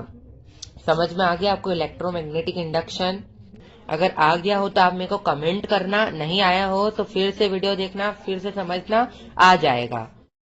अब यहाँ पे देखो वही मैंने फोटो आपको ड्रॉ करके भी बता रखा है, आपकी जो एनसीईआरटी में अभी आपको क्लियर करा, इसके लिए मैं यहाँ पे इतना समझाऊंगा नहीं, आपको वहाँ पे क्लियर कर ही दिया। ये देखो ये क्लोज फील्ड है, इसमें हमने कॉपर वायर लपेट रखी कि अगर इलेक्ट्रिक करंट प्रोड्यूस हो तो इसमें जल्दी से प्रोड्यूस हो जाए। ये मैग्नेट है, इसको बार बार पुश करेंगे तो मैग्नेटिक करंट प्रोड्यूस होएगा, इलेक्ट्रिक करंट प्रोड्यूस होएगा, जिसको हम इंड्यूस करंट बोलते हैं, और इस फिनोमिनन को हम इलेक्ट्रोमैग्नेटिक इंडक्शन बोलते हैं। अब इलेक्ट्रिक करंट की कैसे हमको प्रेजेंस पता चलेगी कि इलेक्ट्रिक करंट प्रोड्यूस हुआ है या नहीं, तो गैल्वेनोमीटर से हमें पता चलता है। गैल्वेनोमीटर क्या है तो मैंने बोला था नहीं, इसके बारे में भी आपको समझाऊंगा। तो देखो गैल्वेनोमीटर क्या है, एक इंस्ट्रूमेंट है जो डिटेक्ट करता है किसी भी सर्किट में करंट की प्रेजेंस को। अब देखो मोर टू नो समझ लो कि एक pointer remains at 0, the centre of the scale for 0, the current flowing through it can deflect इधर टू लेफ्ट और to the right of the zero mark depending on the direction of the current। तो इतना आपको समझने की जरूरत नहीं है, बस ये समझो ज्यादा करंट प्रोड्यूस होगा, ज्यादा मैग्नेटिक फील्ड इधर से बाहर निकालोगे तो ज्यादा डिफ्लेक्शन शो होगा, और कम आप इलेक्ट्रिक करंट प्रोड्यूस करवाओगे तो कम डिफ्लेक्शन शो होगा। जैसे कि हमने ऑस्टेड के एक्सपेरिमेंट में magnetic needle I mean compass की हेल्प से देखा था, तो वैसे यहाँ पे गैल्वेनोमीटर भी है। तो अब हम चलते हैं हमारे लास्ट टॉपिक पे, that is Fleming right hand rule. So students, अब Fleming right hand rule, Fleming left hand rule हमने पढ़ा, Maxwell right hand thumb rule पढ़ा, अब हम फ्लेमिंग राइट हैंड रूल पढ़ेंगे।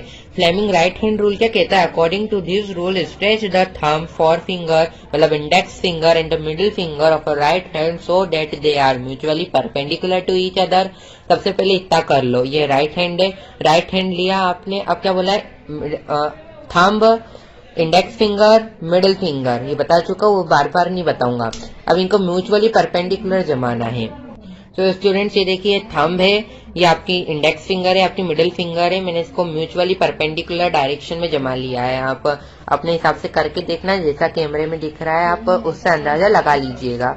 अब क्या बोला है, जो फोर फिंगर है, मतलब ये जो आपकी इंडेक्स फिंगर है, आपको क्या इंडिकेट करेगी, डायरेक्शन ऑफ मैग्नेटिक फील्ड, मतलब ये direction of magnetic field indicate करेगी। जबकि जो ये force acting on a conductor मतलब मोशन आपको थंब बताएगा, और आपकी जो इंड्यूस करंट की डायरेक्शन है वो आपकी मिडिल फिंगर बताएगी। तो बेसिकली हमें ये यूज क्यों होता है, it is use to find the direction of induce current. ये हमने देखा था ना अभी कि किसी भी क्लोज फील्ड में से जब हम करंट प्रोड्यूस कर रहे कैसे, बाय चेंजिंग मैग्नेटिक फील्ड, उसी को इंड्यूस करंट बोलते हैं। तो उसकी डायरेक्शन पता करने के लिए हम फ्लेमिंग राइट हैंड रूल लगाते हैं। ये आपके जो मिडिल फिंगर है आपको डायरेक्शन ऑफ इंड्यूस करंट बताती है, मिडिल फिंगर आपको डायरेक्शन ऑफ इंड्यूस करंट बताती है, इंडेक्स फिंगर मैग्नेटिक फील्ड की डायरेक्शन बताती है, और थंब आपको मोशन की डायरेक्शन बताता है। तो आई होप कि आपको पूरा चैप्टर अच्छे से क्लियर हो गया होगा। चैप्टर के सभी टॉपिक मैंने क्लियर करे हैं, कोई सा भी टॉपिक मैंने छोड़ा नहीं है।